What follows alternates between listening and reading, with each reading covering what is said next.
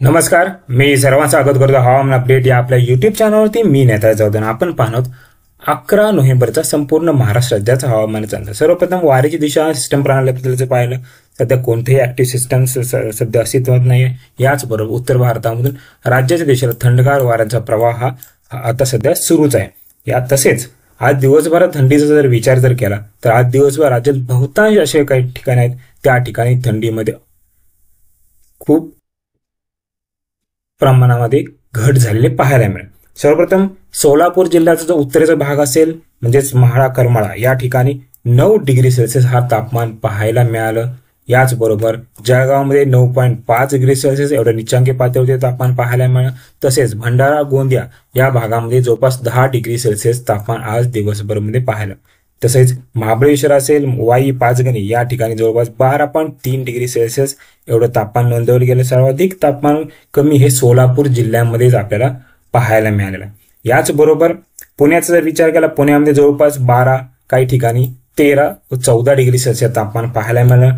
तसेच जळगावमध्ये जवळपास 10.8 डिग्री सेल्सिअस, मालेगावमध्ये 13.8 डिग्री सेल्सिअस. याचबरोबर नंदुरबारचा उत्तरचा भाग असेल या ठिकाणी जवळपास 12.3 डिग्री सेल्सिअस एवढं तापमान पाहायला मिळालं आहे.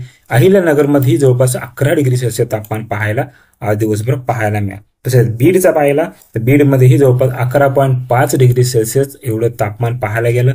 तसेच सांगलीचा पश्चिम सोलापूरचा पूर्व भाग असेल, धाराशिव, लातूर, नांदेड या भागात पाहिलं जवळपास 14 ते 15 डिग्री सेल्सिअस तापमान नोंदवलं गेलं. तसेच संपूर्ण मराठवाडा असेल, संपूर्ण विदर्भ असेल, उत्तरेचा विदर्भ संपूर्ण भाग असेल, खानदेश असेल या भागामध्येही तापमान आज काही प्रमाणामध्ये घसरलेलं पाहायला.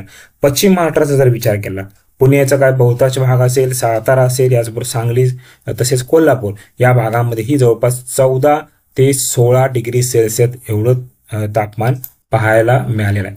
तसेच पालघरचा भाग असेल या ठिकाणी 18.2 डिग्री सेल्सिअस, मुंबईमध्ये जवळपास 15 ते 16 डिग्री सेल्सिअस तापमान पाहायला मिळालं. याचबरोबर अलिबागमध्ये 20 डिग्री सेल्सिअस तापमान पाहायला मिळालं.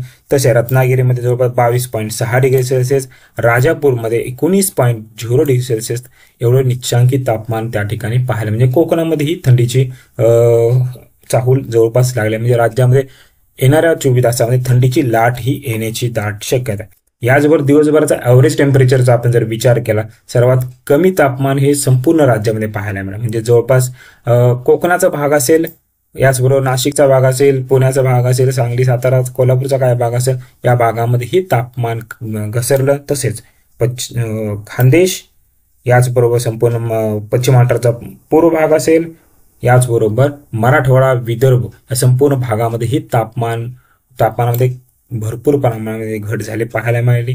काही भागामध्ये -14.0 एवढ्या निचांकी पातळीवरती त्याचं ॲव्हरेज टेम्परेचर घसरलेलं पाहायला मिळालं. त्यामुळे येणाऱ्या 24 तासामध्ये राज्यात थंडीची अशीच कायम लाट राहण्याची दाट शक्यता आहे. हे होतं येणाऱ्या 24 तासाचं राज्याचं हवामान अपडेट. जर आता हवामान अपडेट युट्यूब चॅनल सबस्क्राईब केलं नसेल कृपया सबस्क्राईब करा, बेल नक्की करा. धन्यवाद.